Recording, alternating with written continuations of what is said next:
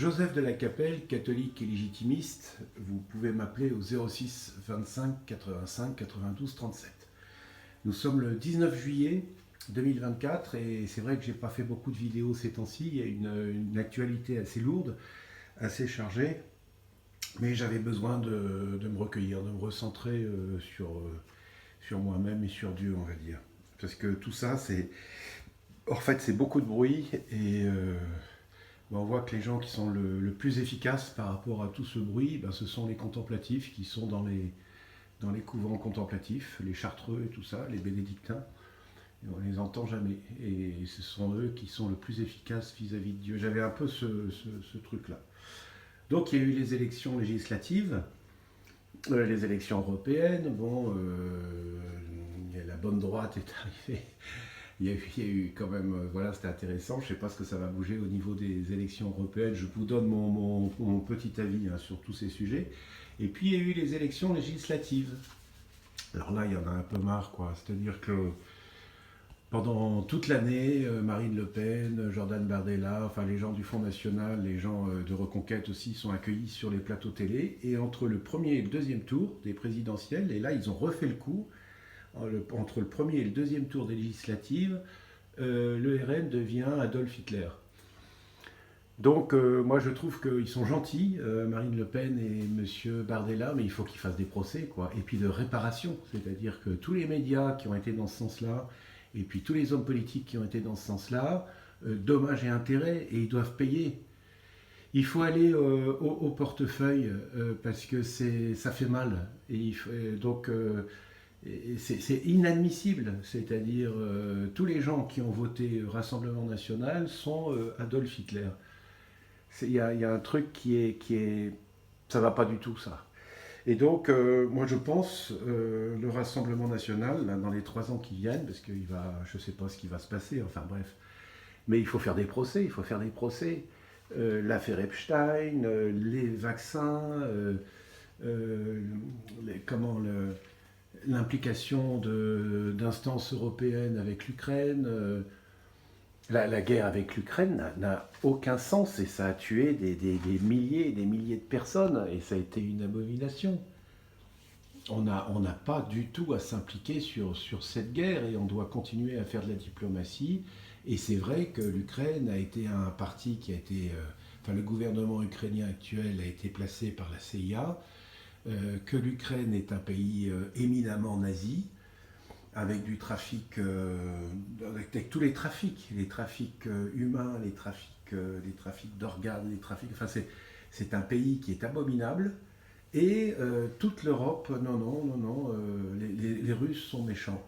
C'est assez incompréhensible. Dans ce sens-là, il y a eu une perle le 16 juillet à l'ONU. Je vous conseille, alors si vous le retrouvez, parce que moi je l'ai eu, et puis après j'ai eu du mal à le retrouver, je ne l'ai pas retrouvé, donc il a peut-être été supprimé.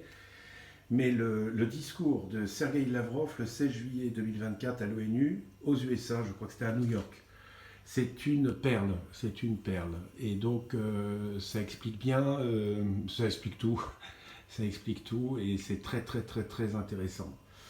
Et ça donne aussi une perspective d'accord entre les puissances occidentales, la Russie, la Chine, etc. Il faut absolument faire la paix, sinon c'est la guerre mondiale. Donc tout ça est très préoccupant et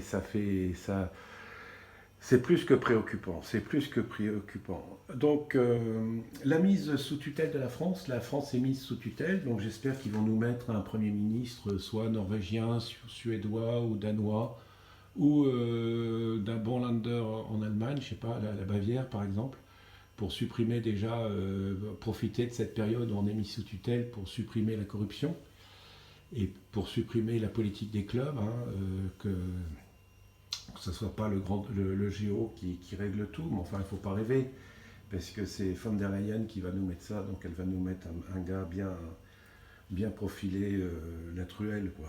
Donc, mais enfin la mise sous tutelle de la France, voilà, parce qu'on est vraiment... tout ce gouvernement, là, Macron, a été absolument incompétent. C'est quand même, faut prendre les choses en compte. Alors, qu'est-ce que ça va donner après? Est-ce qu'un jour on va retrouver notre indépendance? C'est pas évident du tout. Enfin voilà. Alors il y a eu aussi donc l'attentat de Donald Trump. Donc c'est le FBI qui se charge de l'enquête, donc on aura la réponse dans 50 ans. Voilà, ça c'est fait. Il y a eu le témoignage du sniper là, des services secrets qui a vu plusieurs minutes avant le tireur s'installer, qui en a parlé à son chef, il n'a eu aucune réponse, c'est quand même assez troublant. Mais on aura la réponse, il ne faut pas s'inquiéter, on aura la réponse dans 50 ans. Donc en rendez-vous en 2074, moi je ne serai plus de ce monde, mais on aura la réponse sur cette histoire de tireur. Voilà. Monsieur Vigano Monseigneur Vigano a été excommunié par le pape. Moi je me sens assez proche des positions de Monseigneur Vigano. Le Saint-Père, hein, Benoît XVI, avait fait des entrevues entre des théologiens Saint-Pédis et puis des théologiens de l'Église normale. Et puis à ce moment-là, il a pris sa retraite, il est parti. Donc moi j'aime beaucoup Benoît XVI, c'était un très très bon pape, mais je crois qu'il était trop bon, il aurait fallu qu'il rouvre la prison Saint-Ange, qu'il mette des gens dedans et qu'il soit plus... et puis qu'il s'allie pour la défense du Vatican avec M. Poutine, quoi. Ça aurait été pas mal, mais bon, c'était un bon pape, mais bon, aujourd'hui il nous faudrait, franchement, il nous faudrait un Alexandre IV Borgia ou un Jules II, quoi. Mais c'est plus dans l'air du temps. Alors moi ce que j'espère, je prie beaucoup à cette attention, le prochain pape, pas forcément, j'aimerais beaucoup qu'il soit pas forcément très intelligent, mais il peut être bas de plafond, c'est pas grave. Je ne demande qu'une seule chose, une seule qualité, c'est qu'il soit catholique. Un homme de prière et qu'il soit catholique. Ça serait vraiment super. Parce que là, on ne sait pas bien où on est quand même, c'est très bizarre. Alors c'est jésuite, hein, c'est-à-dire que c'est un pied dans chaque camp tout le temps, enfin c'est très très très particulier comme mentalité. Mais on ne sait pas bien où on est.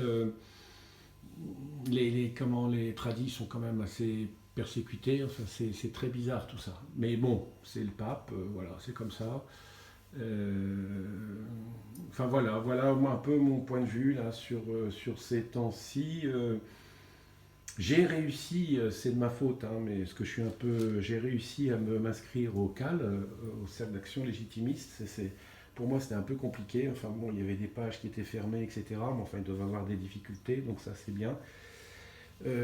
J'ai appris que le président d'honneur c'était Alexandre de Beaufremont, donc le petit-fils du duc de Beaufremont, donc l'arrière-petit-fils de Jacques-Henri de Beaufremont, qu'on a bien connu aussi.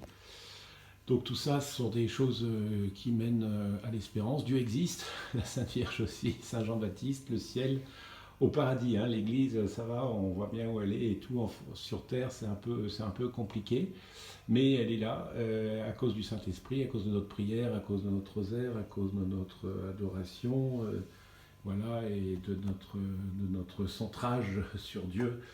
Donc voilà un peu ce qu'on pouvait dire ce 19 juillet. Je suis passé un peu sur tous les événements qui se passent. C'est vrai que c'est un peu... Il y a eu beaucoup d'événements, donc c'est un peu oppressant. J'avais besoin de me recueillir, quoi. Je ne pouvais pas tellement en parler. À très bientôt à tous. Que Dieu vous garde, Notre-Dame de Boulogne, Notre-Dame de Boulogne, Notre-Dame de l'univers, Notre-Dame de Russie, Notre-Dame d'Ukraine, Notre-Dame du Moyen-Orient. Priez pour nous. Tous les saints et les saintes du paradis et du purgatoire, priez pour nous. Tous les cœurs angéliques du paradis, priez pour nous, veillez sur nous. À très bientôt à tous. Deus et Rex.